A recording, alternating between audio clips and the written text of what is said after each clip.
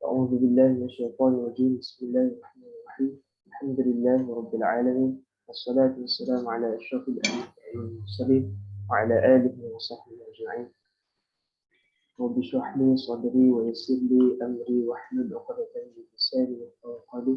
Yang berbahagia Al-Fadil Ustaz Abdullah Bukhari dan Abdul Rahim, yang dikasihi para hadirin dan hadirat yang dikasihi Allah Subhanahu Wa Taala.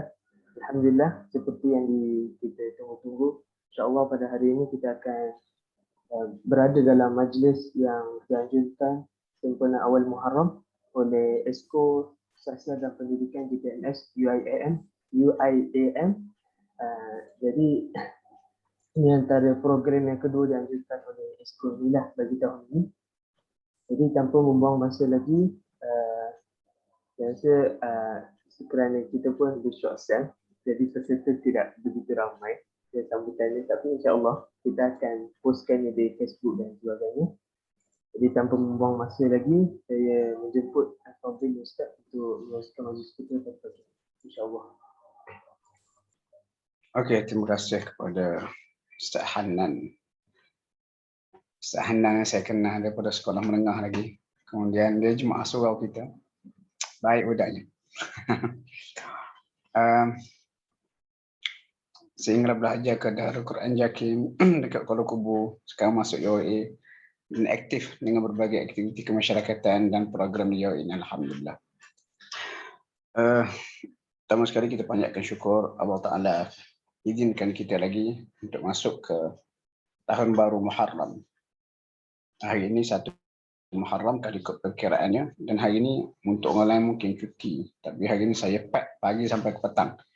Pagi program Hanan ni, lepas ada kelas tafsir Titi Bangsa, lepas tu bekerja pula ke TV Al-Hijrah, ada program dengan TV Al-Hijrah, lepas tu malam ni pula kelas lagi, habis kelas ada program lagi. Okey, tak apalah, itulah hakikat sebuah kehidupan. Nak rehat betul, kita rehat dalam kubur besok.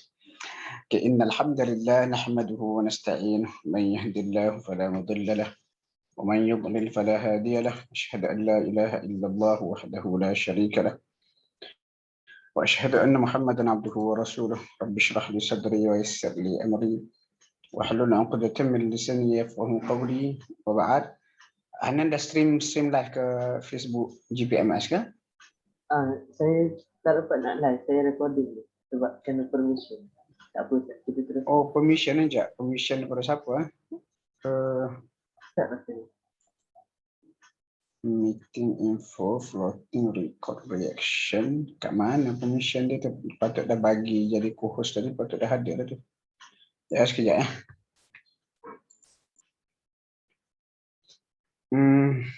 Mana permission?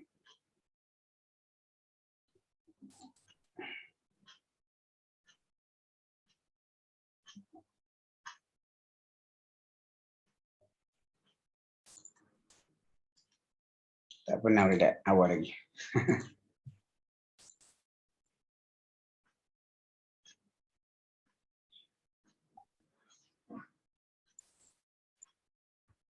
Statistik general.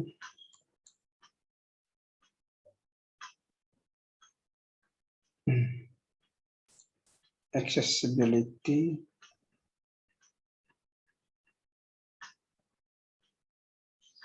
Ataupun macam ni nak cara dia, non-reject dulu co-host tu. Lepas tu bila ada balik pada saya boleh share. Lepas tu Hanan buat tu, Hanan lantik saya jadi admin untuk GPMS, page GPMS. Boleh buat?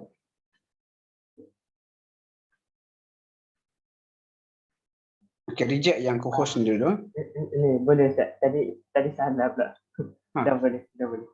Boleh apa? Boleh live dah. Okay. Alhamdulillah. Okey, kepada yang baru masuk, alhamdulillah. Saya share balik ya. Boleh nampak skrin saya, Nan? Ya, boleh.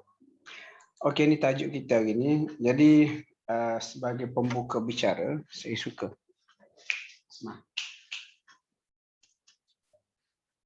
Sebagai pembuka bicara, saya suka ambil kata-kata Imam Hasan Al-Basri ni. Ini dikutip oleh Imam Ahmad bin Hanbal dalam kitab dia Az-Zuhd. Dia kata innama anta ayyam ya ibn Adam, wahai anak Adam. Wahai anak Adam, innama anta ayyam, kamu hanyalah hari-hari dalam kehidupan. Ayyam plural daripada yaumun. Kullama dhahaba yaumun, setiap kali hilang hari, dhahaba ba'du, kehilang sebahagian daripada. Jadi bila masuk tahun baru Hijri ni, kita jangan ingat dah masuk tahun baru Hijri. Tak, kita kena beranggapan seperti ini. Ni umpama hidup kita macam ni. Bateri semakin pendek. Kali inilah mindset kita, insya-Allah kita akan sedarlah kapasiti bateri kita semakin pendek.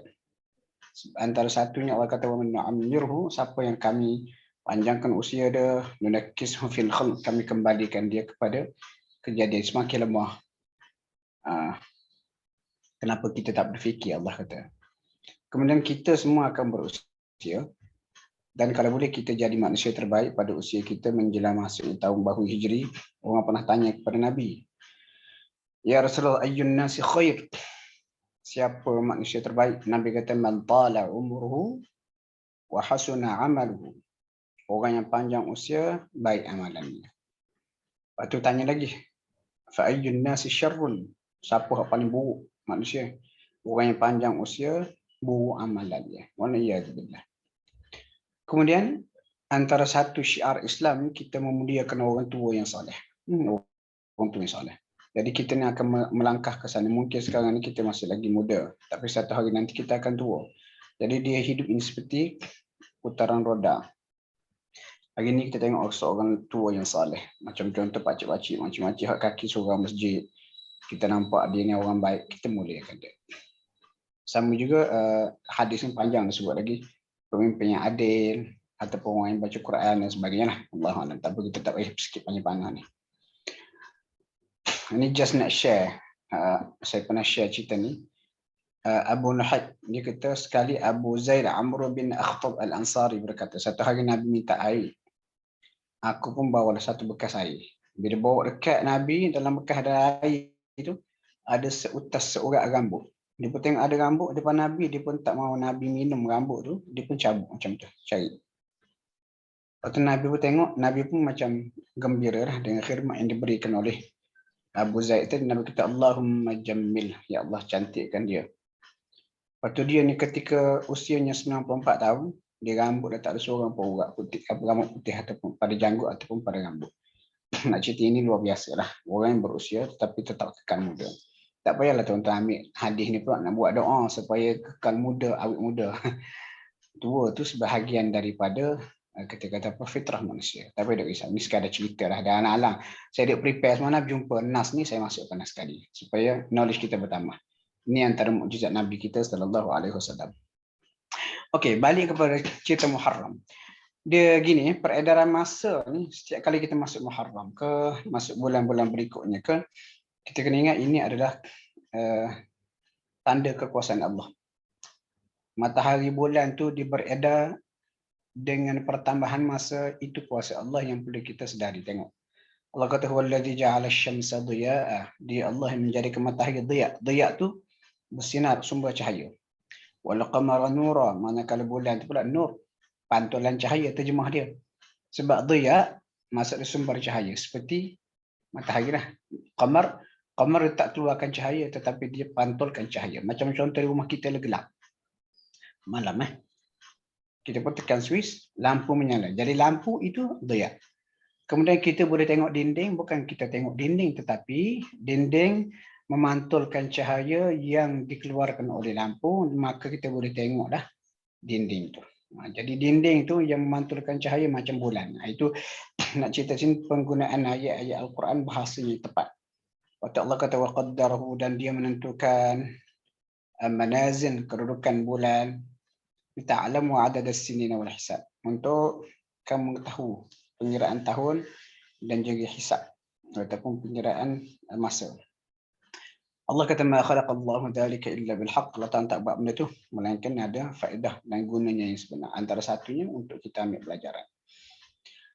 Kemudian bila setiap orang kita malam tadi baca selepas asar, sebab itu penghujung hari.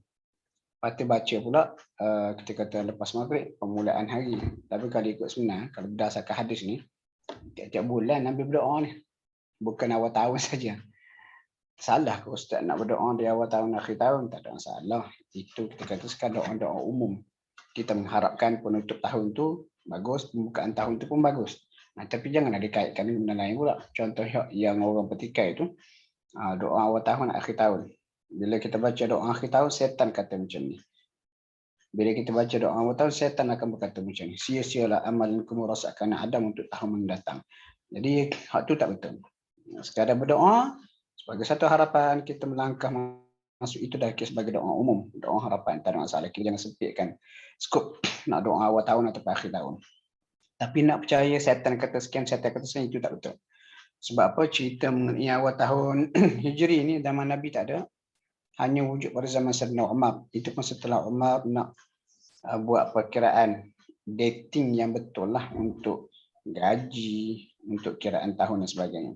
Jadi oleh kerana itu, macam mana orang yang buat doa akhir tahun awal tahun tu boleh tahu setan kata sekian-sekian. Sedangkan setan ni benda gaib yang hanya kita tahu maklumat dia, cakap dia semua sekali dari wahyu.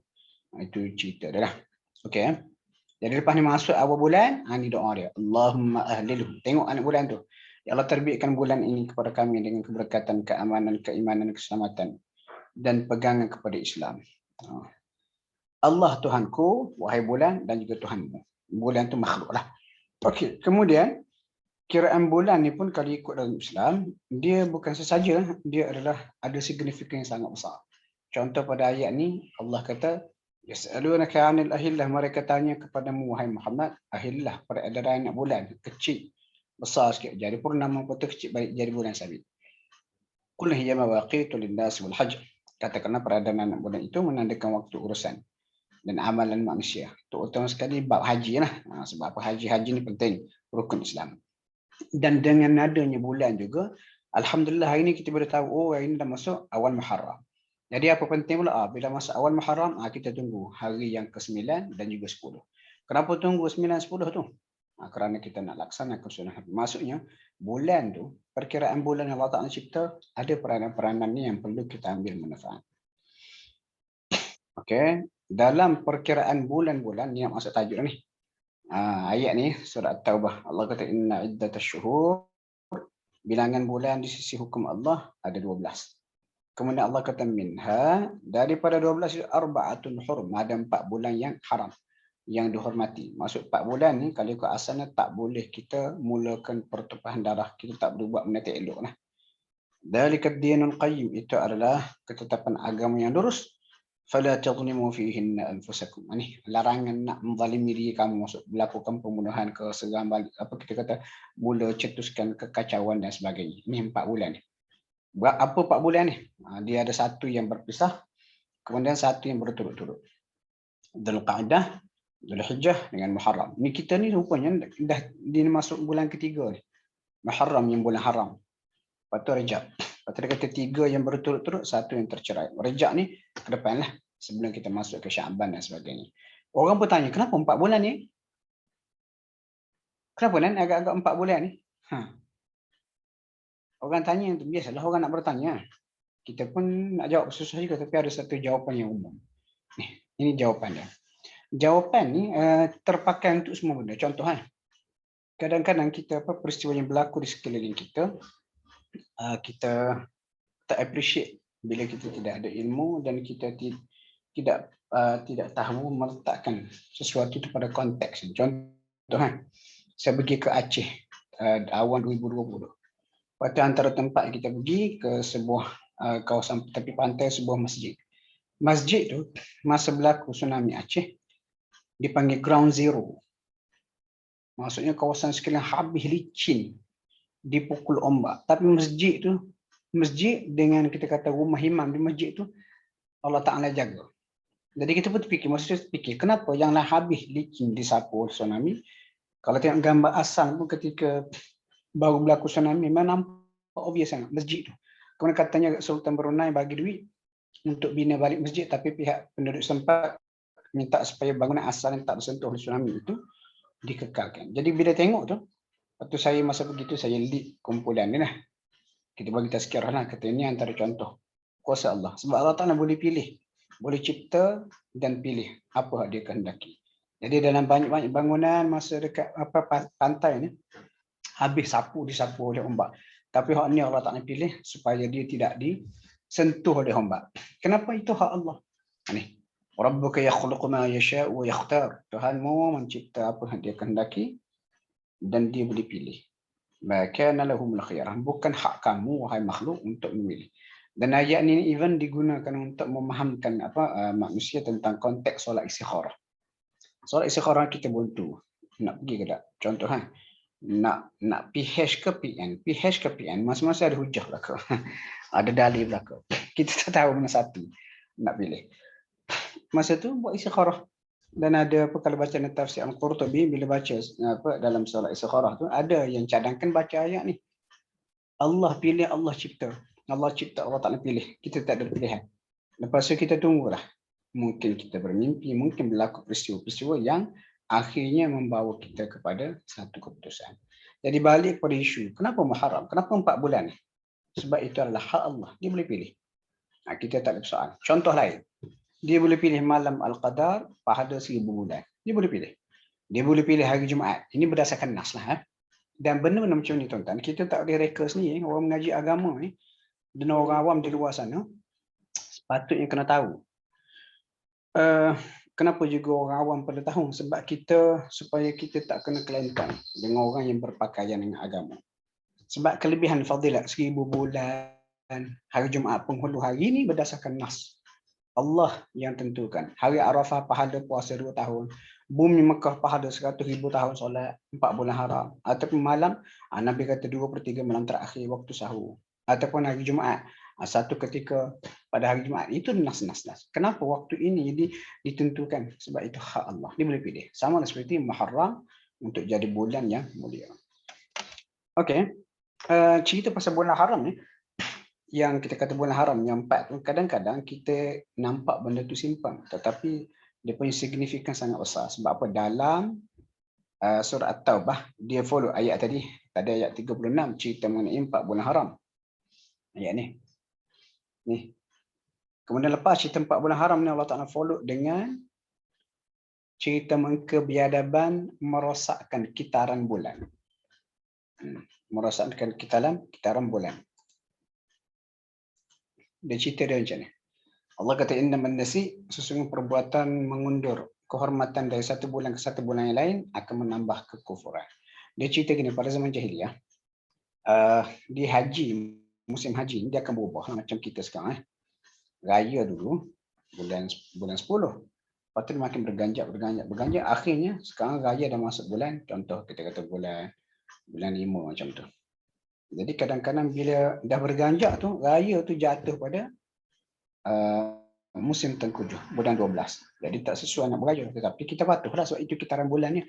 Tapi orang Arab jahiliah, bila dia sampai masa nak berpuasa, nak masuk musim haji. Lepas tu dia tengok, musim haji ni akan masuk pada musim panas. Jadi bila masuk musim panas, rugi sebenarnya. Rugi sekiranya kita buat musim haji ni pada musim ni. Lalu pemimpin Arab pada zaman tu, ni nama dia, Junadah bin Auf bin Umayyah Al-Kinani.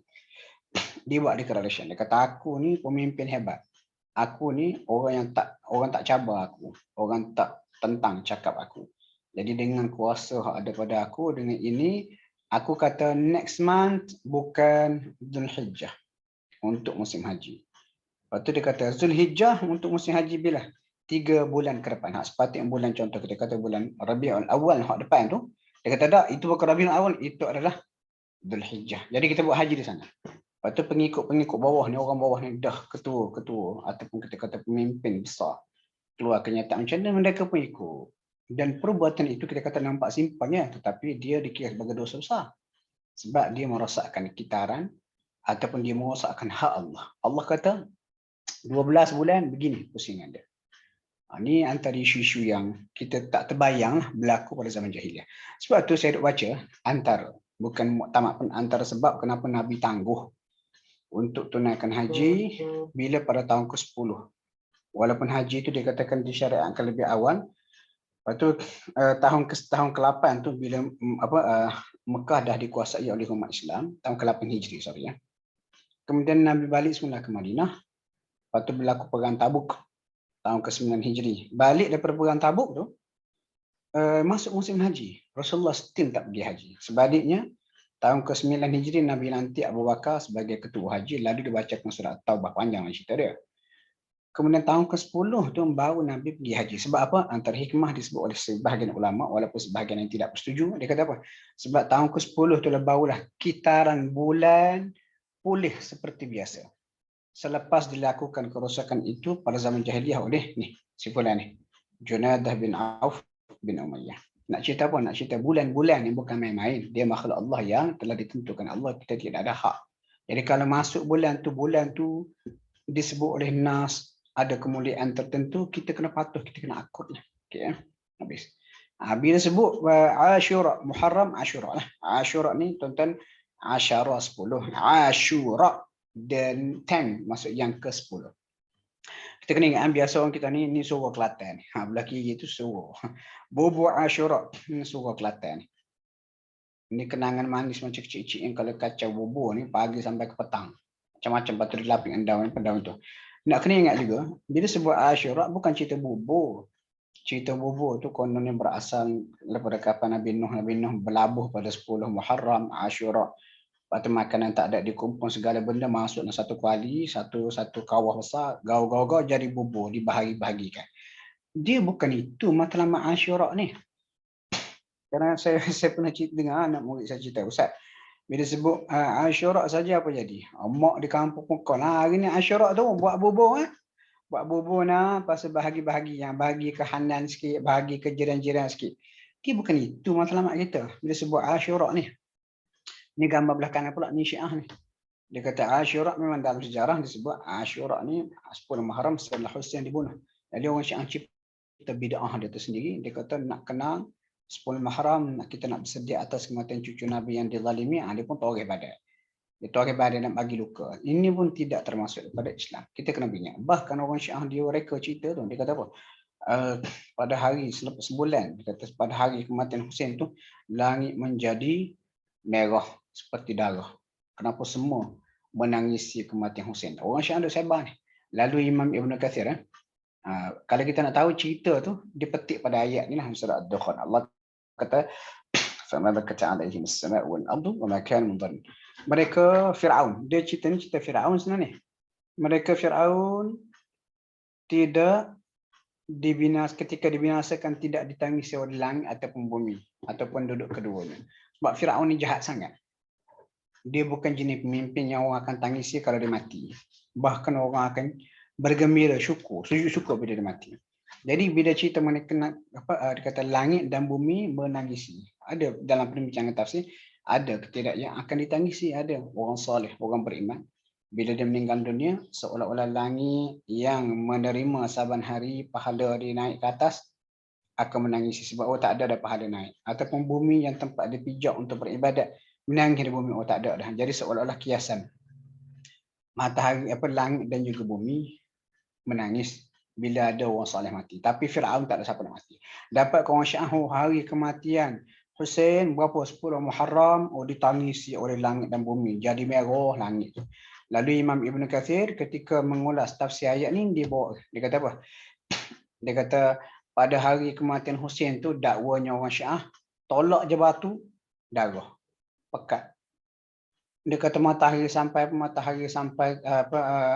hari itu matahari sampai jadi gerhana dan sebagainya. Lepas tu dia kata wa fi kulli min dhalika nadar. Semua ni ada pertikaian mereka. Wa zahir annahu min sukhufi syi'ati wa kidbihim. Hak nyata itu semua adalah tipu daya Syiah mereka tu. Lepas tu dia bagi penjelasan, dia kata apa? Contoh Dia kata ada hak lagi dahsyat pada itu.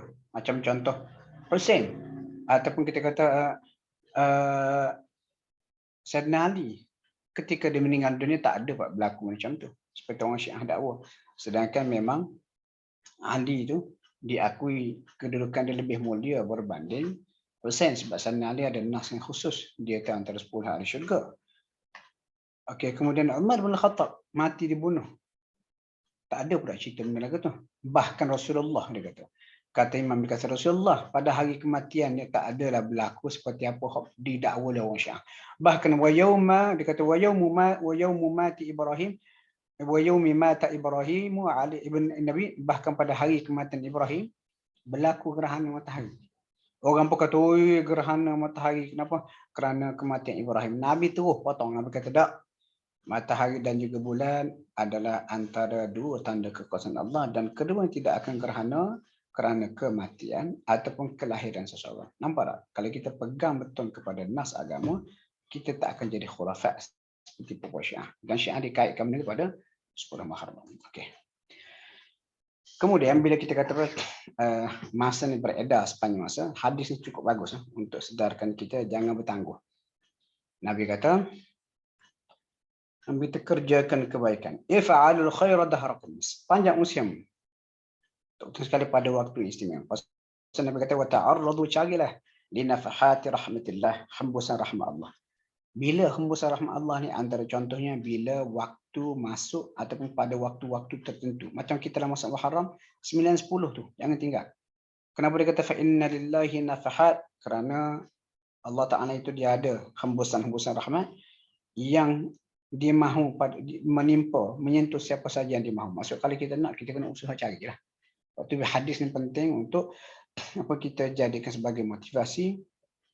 Jangan jadi macam orang biasa. Contoh orang biasa ni, hari ni kita kata apa? Hari Arafah puasa. Puasa sama je, puasa ke tak puasa, tak puasa. Habis Ramadan, puasa Syawal 6, tak buat. Tak buat berlaku. Sedangkan itulah hembusan-hembusan rahmat Allah yang akan memberi perbezaan ketara dalam kita kata amalan kita ataupun dalam buku amalan kita. Okay, tak apa. Kelebihan Muharram. Kelebihan Muharram tengok. Pahala pencen tak boleh saya skip yang ni. Kelebihan Muharram. Sebut kena betul Muharram bukan Muharram. Muharram. Dah benar tu. Lepas tu terang-terang tengok di sini awal tadi tu. Ra tu letak sabdu tu Muharram. Kata bulan yang dihormati. Muharram tu dah jadi orang Melayu lah. Tak apa. Okey, yang pertama bulan Muharram ni memang disebut. Nabi sebut bulan Allah. Bulan Allah. Puasa terbaik selepas Ramadan adalah puasa dalam bulan Allah. Siapa? Al-Muharram. Dan solat terbaik, solat fardu. Orang bertanya, Allah ada bulan ke? Ini idafah, sandaran. Sandaran bila diletak kepada Allah nak cerita kemuliaan. Dan bukan semua benda ada sandaran kepada Allah ni beberapa saja. Macam Baitullah, Kaabah, Rasulullah, Naqatullah. Naqatullah ni unta Allah.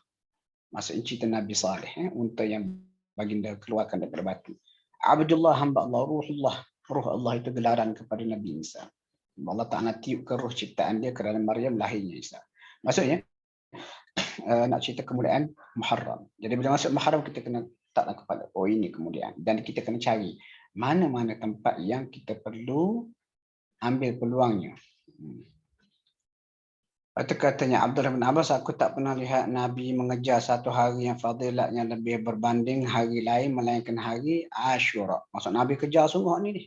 Nabi kejar sungguh.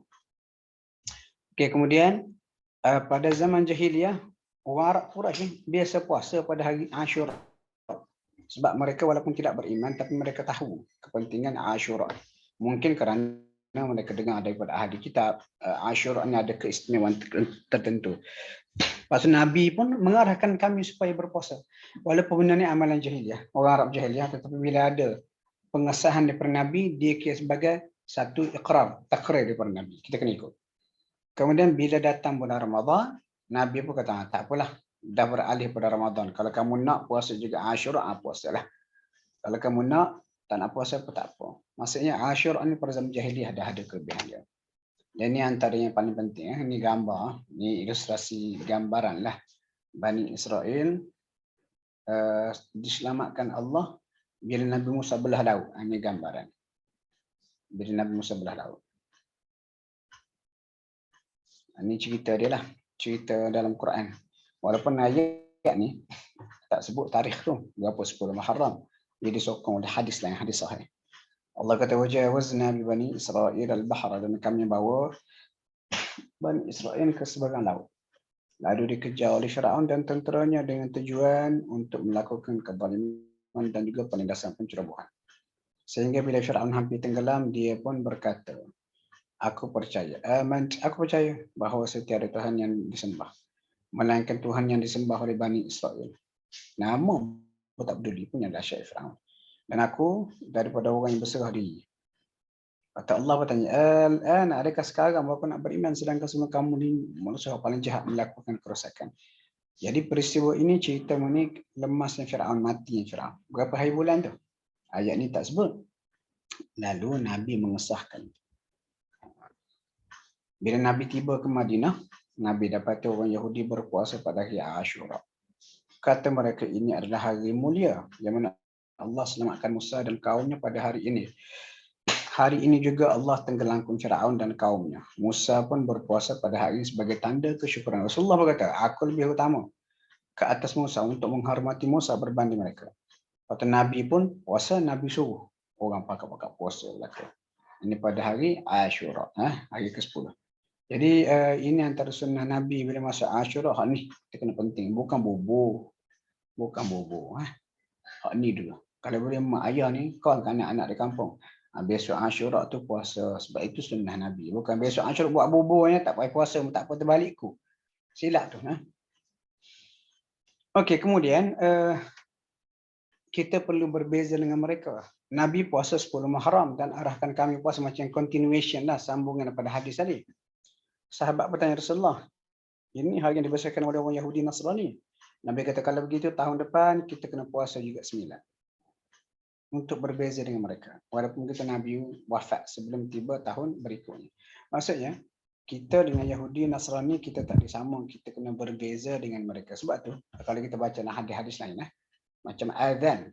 Hadis azan tu kita nak lakukan azan, cerita asal dia. Bila dah hijrah ke Madinah, dah stabil keadaan dia, umat Islam bila nak semayang sebenarnya dia ikut masa. Sampai masa dekat kat semayang dia akan pergi. Duduk, barulah Bilal kata salatu jami'ah, salat jemaah baru masuk semayang. Lalu kena fikir macam mana satu cara mekanisme untuk panggil orang semayang. Lepas tu Nabi meeting lah dengan para sahabat. Hadis yang Sunan Tirmizi, panjang hadis. Dalam meeting tu dibincangkan macam ni cara. Seorang sahabat kata apa? Kata kalau kita tiup buk ba waw taf, buk macam trompet. Macam tiup ramli tu trompet. Nabi kata itu Yahudi. Cara Yahudi kita tak disambung dengan mereka. Ada kata apa? Kata kalau kita ketuk macam loceng. Itu cara Nasrani. Akhirnya buntu. Tak dapat keputusan. Malam tu seorang sahabat Nabi bermimpi jumpa seorang lelaki di pasar. Lelaki tu pun ajar dia azan. Maksudnya kita kena berbeza dengan Nasrani dan Yahudi. Bahkan antara benda jarang kita tahu juga, semayang pakai selipar. Semayang pakai selipar pun kadang-kadang Nabi buat. Dalam sebuah hadis Nabi kata, berbezalah kamu dengan Yahudi, semayang pakai selipar. Bahkan ada bab khusus perbincangan solat pakai selipar. Pernah kawan saya Ustaz Mustafa Suki, ini alim lah, alim orangnya. Dia kata dia pergi ke umrah. Masa semayang dia pakai selipar. Lepas semayang pakai selipar tu, mungkin di dataran kat luar ke, ada orang Pakistan sebelah dia tegur dia, apa semayang pakai selipar? Lepas tu dia baca hadis tu. Lepas tu si Pakistan tak erti hakikat. Sebab apa mungkin? Kerana dia tak ada knowledge tentang perkara itu. Walau bagaimanapun kita nak kena ingat jugalah. Masuk surau nanti pakai selipar. Kenapa nak ikut sunnah Nabi? Kena tengok kesesuaian. Jangan cerdik tak bertempat. Kena ikut kesesuaian. Okey. Ini kelebihan puasa Ashura lah. Allah Ta'ala ampunkan dosa sebelum. Jangan, lepas tu contohnya jangan lupa puasa 9 dan 10. Katalah kita sedar kita dah terlepas 9. Tak apa. Kita puasa 10, 11. Yang paling penting untuk kita nak kena berbeza dengan ahli kitab. Jadi bagus program ni. Kita buat awal Muharram ni supaya kita ikuti program ni, dah tanamkan azam daripada awal lagi. Untuk bila masuk Ramadan 9-10 ni kita akan puasa terus. Okey. Bahagian kedua tajuk ni. Dia kata Muharram perbaharui niat. Nak perbaharui niat. Biasa kenapa nak perbaharui niat ni? Dah masuk tahun baru azam tahun baru. Azam tahun baru Hijri saya sekian. Okey, betul. ke tidak tu nanti kita tengok. Tapi nak kena ingat niat dia penting ni. Niat ni amalan, alamat kepada amalan. Contoh kalau kita tak ada niat dalam ibadat kita kosong. Surat tu tak sampai. Tulis surat ke main tapi tak letak alamat, tak sampai. Jadi niat ni alamat penting. Kerana niat juga penentu hati tenang ataupun perang. Bercelaru hati. Buat baik pada orang tapi buat baik sebab ada agenda tertentu. Seperti apa? Nak menunjuk, nak populariti. Tapi tak popular. Orang tak perasan atas kebaikan ni hal kita buat. Berperang hati kita kecamuk. Tapi kalau kita buat, aku buat lillahi ta'ala. Orang tak tahu ke, hati kita tak tenang. Itu penting niat tu. Kemudian niat juga menjadi penentu pahala ataupun dosa dalam dakwah. Kenapa berdakwah ni? Sebab sekian. Nak dapat contoh, kenapa buat NGO untuk dakwah? Kita kata buat lillahi ta'ala. Ataupun kenapa NGO sebab 30% nak ambil. Tukar kereta ke, tukar sport ring kereta ke, dan sebagian buka handphone baru ke. Dia menjadi penting. Niat tu penting. Lepas tu niat ni dia berkait dengan hijrah. Niat memang berkait dengan hijrah. Hadis ni, terbaca hadis Nabi kata innamal a'malu binniyat. Perbuatan itu bergantung pada niat. Dan bagi orang dia akan dibalas berdasarkan apa yang dia niatkan. Baik-baiklah, buruk-buruk. Lepas tu Nabi kata siapa yang hijrahnya kerana dunia untuk dia dapati ataupun wanita menunggu dia nak kahwin ni di Madinah tu, maka hijrah dia dapat kepada apa yang dia dapat. Bukan kerana Allah Subhanahu Wa Taala. Penting niat ni.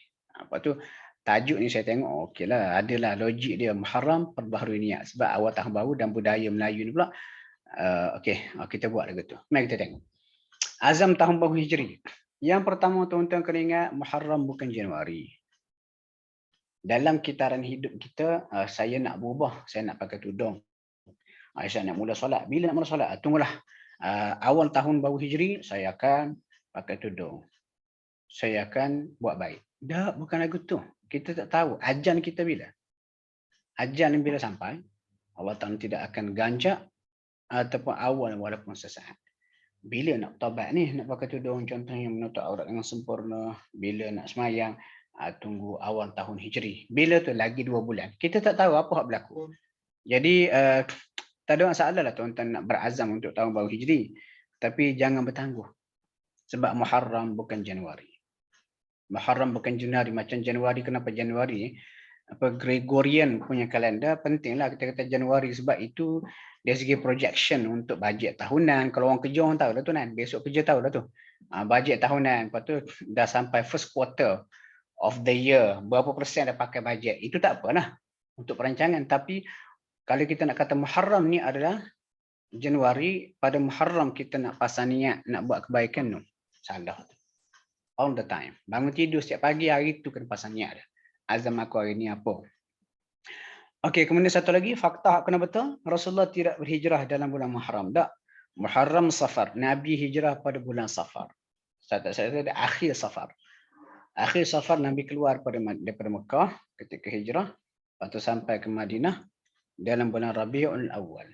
Nabi sampai ke Quba. Jadi macam mana boleh jadi kalender hijrah? Awal Muharram detik permulaan. Siap ada lagu kan? Dia gini lah. Sebab dia nak kira mudah. Sebab ikut budaya Arab, Muharram tu lah awal tahunnya. Macam Januari-nya. Tak ada masalah lah. Cuma kalau kita kata Nabi, besok 1 Muharram, jom kita bersyukur sebab besok lah Nabi hijrah. Tu fakta tu tak betul. Jadi 2 perkara yang berbeza kita kena ingat. Satu, Muharram dikira sebagai Januari pada kiraan orang Arab, tetapi Rasulullah bukan berhijrah pada kita kata Januari. Nabi hijrah pada Februari. Tapi untuk mudah nak kira, nak buat sambutan semua sekali, ada letaklah Muharram. Itu nak kena faham tu.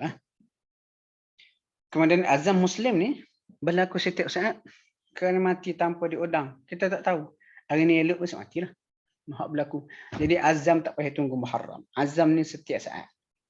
Setiap waktu. Kena ada muhasabah. Okey. Ni saya just nak share. Ni saya inspired lah dengan talk dia ni. Nama dia Prof. Jackie Ying. Jackie Ying ni dia masuk Islam 10 tahun lepas. Tapi dia dah masuk Islam tidak buat research. Sampai dekat 10 tahun. Dia kata dia sekolah masa di sekolah rendah tu, dia sekolah dia di Singapura. Waktu dia dah ada dah ada exposure lah kepada Islam, duk campur dengan orang Melayu semua sekali. Waktu hari itu rektor UAE cerita pasal dia, waktu rektor kata untuk next program kita kena jemput dia. Memang dapat, alhamdulillah. Ni sebenarnya ini antara kelebihan kita kata ni rahmat di sebalik COVID, walaupun ada benda-benda lain, antara rahmatnya kita utilize, guna sungguh teknologi ni. Dan contohnya hari tu dia guna online, macam kita sekarang online, dengar macam duduk depan mata. Lepas tu di akhir program dia, bila buka sesi soal jawab, orang pun tanya kata, Prof, what is your secret? Because you look happy. Tak stress, look happy on your face. Dia kata, how do you manage your time? Orang tanya soalan. Dia kata, aku ni tak adalah bagus sangat pun. Dia kata, I try my best to make everything quality time with my family. Dia kata semua sekali. Lepas tu dia kata, every day I try my best to have a quality salat. Sembahyang tu biar berkualiti, khusyuk, fokus. Lepas tu dia kata, take time to read Quran every day. Lepas tu dalam akhir program dia kata apa? Okay. Nasihat dia kata, you know what, every day we go to work. Our work is part of our life. So since that you are going to work every day, you just make a good intention. Oh Allah, this is my work today. I'm going to go to my office. I make it for you, for the sake of Allah. Dia kata setiap hari. Automatically, kerja kita sepanjang hari, walaupun di office mungkin masalah syawal kita letih, kita pun tidur, terbongkang di bilik. Dapat pahala. Saya dengar tu, saya kata, oh simple. Cara dia nak sampaikan. Maksudnya perbaharui niat ni bukan tunggu awal mahram. On the time, sepanjang masa, sepanjang tahun. Okay, nak habis ni. Perbaiki amalan. Dia orang tanya apa? Tanya seorang tabi'in. Perbaiki amalan tu macam mana? Atau kata pada bila sebut perbaiki amalan ni, dia pegang capai pada ayat ni. Allah kata allazi khalaqal mauta wal hayata liyabluwakum ayyukum ahsanu amala. Dia tak kata aktsaru amala. Dia kata ahsanu amala. Jadi dalam Islam yang lebih penting adalah quality, bukan quantity. Dari mindset kita orang Islam ni kena tukar. Quality baru quantity. Tapi tak nafi quantity penting juga, sebab quantity ni Nabi berkata dalam banyak hadis. Nabi kata baca Quran. Kenapa? Kamu akan naik dalam syurga besok berdasarkan ayat terakhir yang kamu baca. Lagi banyak ayat, lagi tinggi darjat Quran, darjat syurga kita. Kita tak nafi. Tetapi kita kena fokus lebih kepada ahsanu amala, quality. Yang quality ni pula, apa syarat dia? Pernah orang tanya, apa dia ahsanu amalan ni? Ulama berkata ahsanu amalan ni dikata akhlasuhu wa aswabuhu. Hak paling ikhlas kepada Allah dan paling menepati sunnah. Waktu kita baca dalam Quran banyak, Allah Taala kata illal ladzina amanu wa amilus solihat. Illal ladzina amanu wa amilus solihat. Amal soleh ni yang kita kata amalan yang terbaik yang kita kena perbaiki. Ini pun sama. Nak baiki amalan bukan tunggal wa muharram setiap hari belajar seumur hidup. Katalah kita semayang di sebuah masjid, kawan kita tengok kita silap. Contohnya cara kita duduk salah. Jadi kawan kita pun tegur elok-elok. Kata, cik, cara duduk tadi tu kurang tepat, tak betul duduk gitu. Dia tak boleh semayang gitu, mencuri. Contoh tak letak kaki betul-betul. Jadi pada masa tu orang dah tegur kita dan ditegur dengan cara terhormat. Jangan pula kerah kepala. Ya ke? Awak siapa? Ustaz? Ustazah? Kan dia kata, oh ya ke? Oh saya tak tahu. Terima kasihlah tolong tegur saya. Tak ada masalah. Kita bahkan akan lebih mulia kalau kita ditegur lah betul. Jadi kita perbaiki amalan. Dan nak baiki amalan ni, nak perbaiki amalan sudah pasti kena ada ilmu lah.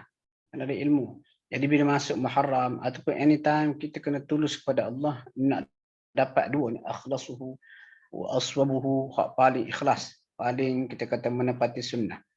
Aswab ni kata as-sawab, wallahu alam bis-sawab. As-sawab tu yang tepatlah. Perbaiki amalan dia mesti dengan ilmu. Sebab kalau tanpa ilmu kita rasa kita macam ikhlas dah kepada Allah, tapi tidak ikhlas. Sebab syarat untuk amalan tu diterima oleh Allah Subhanahu Wa Taala, dia mesti amalan yang kita kata yang ada dua ciri. Satu, tulus ikhlas kepada Allah. Yang kedua, menepati sunnah. Dan dua-dua ni kena pergi sekali. Dia tak boleh hasing. Sebab ada orang yang ikhlas kepada Allah tapi jahil. semayang ibadat dia tunggal langgang. Tak boleh. Ada orang yang betul dah ikut sunnah ni, semayang teratur tapi nak menunjuk atau kerana nak tarik kita kata perhatian orang, sokongan orang dan sebagainya pun tak dikira sebagai amalan terbaik juga. Jadi oleh itu untuk dapat amalan terbaik ni kena dengan ilmu. Kena dengan ilmu. Jadi nak rasa cukuplah untuk hari ni sebab saya semalam pun sibuk sangat curi-curi buat ni. Kita buka lah untuk sesi soal jawab kalau ada soalan. Kalau mampu saya jawab. Kalau tak mampu Ustaz Hanan kita boleh jawab. Allahuakbar. Okey. Ya, Alhamdulillah. Jadi kepada sesiapa yang ada soalan, bolehlah terus tanya ataupun boleh tulis di chat box yang terdapat di bawah. Jangan malu-malu. Soalnya dia apa soalan. Boleh sedap engkau. So, saya bagi masa dalam 2 minit lah. Tunggu lama-lama pun tak boleh buat apa juga. Tak ada soalan lagi. Itulah ceramah ni tak ada panjang-panjang. Cukup-cukup gitulah. Maklumat sampai cukup. Kadang bila orang ajak ceramah, masa dia bagi 2 jam. Saya kata, ya Allah 2 jam. Aku nak cakap apa lah. Lepas tu soalan berikutnya kita kata, apa? Kau nak dengar apa larat aku nak dengar. Ustaz, saya ada soalan. Biasa kan kita dengar kita berpuasa sunat pada 9 Muharram dan 10 Muharram untuk membezakan di antara tu kan. Kalau ada sebahagiannya tak dapat 9 Muharram, dia puasa 10 Muharram. Jadi adakah dia kena puasa pada 10 tu je ataupun pada keesokan harinya digalakkan untuk berpuasa? Kita boleh kata ayat yang betul kita galakkan lah. Dia bukan kata benda yang haram menyebabkan berdosa. Tak logik juga. Kita kata gini, kalau awak puasa 10 saja, awak tak puasa 9, 10 ataupun 10, 11, awak berdosa. Mana boleh dalam ibadat tu ada dosa. Cuma kita kata nak yang terbaik lah. Markah gini lah. Kalau kita buat 9, 10, dapat markah berapa? 100. Kita terlupa, kita buat 10, 11. Dapatlah markah, kita kata 90. Kalau kita buat 10 saja, tak buat 9, tak buat apa 11 untuk apik sebagai satu perbezaan, boleh jadi markah tu. Bukan kata minus 0 terus. Kalau minus 0 terus buat apa? Puasa macam satu kerja sia-sia. Kita kata markahnya dapat 80, tak sempurna. Jadi kadang-kadang orang kita ni bila sebut tak apalah Ustaz, daripada tak dapat langsung dapat juga sikit. Dari segi rohani memang kita biasa lagu tu. Contohlah, cuba kerja, gaji. Bos kata, okey awak dapat gaji bila bincang ni gaji nak berapa gaji? Gaji saya, bos kata saya cadangkan gaji awak antara 10,000, 8,000, 7,000. Awak nak mana satu? Kita nak maksimum. Lepas tu bos kata, tak apalah ambil 5,000 daripada tak ada gaji langsung dapat juga 5,000. Tak boleh bos, kita kena maksimum. Itu material. Tapi aspek spiritual ni orang kita, bukan semua lah. Seperti orang kita dia berlebih kurang. Tak apalah, kata janji dapat juga. Walaupun Ustaz kata 80% tak dapat puasa 10 Muharram, dapatlah juga. Why not kita tukar mindset tu? Aspek rohani pun, kalau boleh kita kena ada sifat tamak. Seperti kita ada sifat tamak, bersungguh pada aspek material. Macam orang cerita orang kita baca Yasin jumpa ustaz ni. Macam mana sekarang? Okey. Ngaji tak? Ngaji. Ngaji apa? Khatam tak Yasin? Allah Yasin. Khatam lah. Lebih banyak kelebihan khatam tu. Tak apalah ustaz. Kan nak kira. Yasin pun Quran juga kan. Nak kira kawan saya orang lain tak baca langsung Quran, saya baca Yasin saja ni okey. Okey bagus itu. Masa berlalu. 20 tahun berlalu. Lepas 20 tahun jumpa balik dengan ustaz tu. Saya kata, apa khabar lama tak jumpa? Macam mana mengaji tak? Mengaji Ustaz? Mengaji khatam? Yasin Ustaz. Yasin? Saya kata, ya okey lah Ustaz. Daripada tak baca langsung, kawan saya ramai ni tak baca Yasin. Saya baca juga Yasin. Selepas 20 tahun. Kalau kita jumpa, kita analogi balik. Jumpa kawan kita. Kerja mana sekarang? Kerja sekian-sekian. Berapa gaji? 2,000. 2,000. Okey lah, daripada tak dapat gaji langsung. Masa tu kawan saya langsung tak dapat gaji. Saya dapat 2,000. Alhamdulillah. Jumpa lepas 20 tahun. Kerja mana sekarang? Kerja tempat sama. Baru gaji? 2,000 juga. Ada tak orang kata? Tak apalah, daripada tak ada gaji langsung, lepas 20 tahun pun dapat gaji lagi, daripada orang tak dapat gaji langsung. Biasa dialog material tak berlaku lagu tu. Tak puas hati.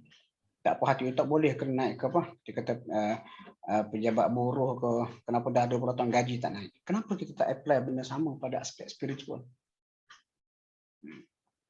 Sedangkan yang akan bantu kita besok dalam kubur tu, hak spiritual ni. Lepas tu balik pada hadis tadi, Nabi kata cari nafhati rahmatillah, maka hembusan rahmat Allah. Maksud hembusan rahmat Allah tu ibadat-ibadat khusus pada hari tertentu. Sebab kita tak tahu tahun depan dapat ke tidak perkara itu.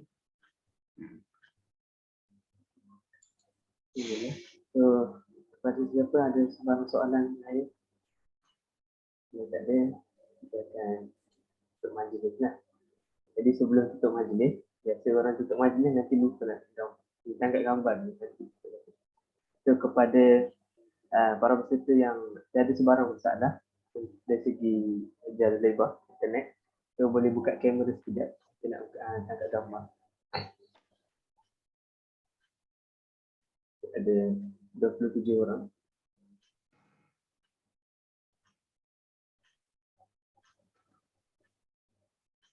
Ya, 4 orang juga.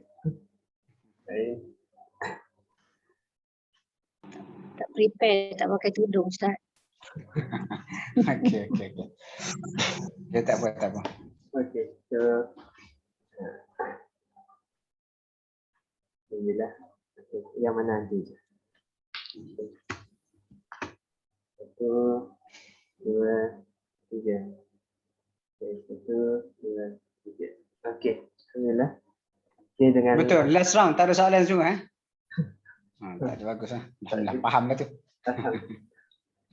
Maka dengan ini berakhirlah majlis kita pada pagi ini. So, saya mewakili pengarah program dan juga host pada pagi ini mengucapkan ribuan terima kasih kepada Al-Fadhil Ustaz Abdul Wahab Bukhari di atas kesudian untuk menyampaikan ceramah pada pagi ini. Dan terima kasih juga diucapkan kepada semua peserta yang sudi menghadirkan diri pada pagi ini walaupun sambutannya agak kurang memuaskan. Sebab sebelum ni programnya cecah sampai dekat 60 orang. Kali ni 20 dalam 30 orang saja. Tapi tak ada masalah. Yang penting input yang disampaikan tu begitu menarik dan benda baru lah. Sebelum ni saya tak pernah dengar lagi lah. So terima kasih. So jika ada apa-apa sebarang persoalan dan soalan, kita akhiri majlis kita dengan tasbih kafarah dan surah Al-Asr. Assalamualaikum. Maaf, nak tanya, akan bagi posting, akan post tak recorded punya ni tadi audio? Ada, kita akan post. Okay, alhamdulillah. Sebab akak baru masuk tu yang I miss everything. Okay. Mungkin Nan boleh share dekat chat box terus? Boleh tak? Dia punya link ke Ustaz? Dia punya link. Dekat GPMS Facebook GPMS, betul? Itu pun rupanya saya ingatkan sudah live. Rupanya dia masuk saja, tak live. Okey. Tapi saya apalah, dah ada recording ni, nanti saya share balik dengan Hanan upload balik kemudian ya. Okey, itu saja. Terima kasih. Assalamualaikum. Terima kasih Ustaz. Assalamualaikum. Assalamualaikum. Terima kasih Ustaz.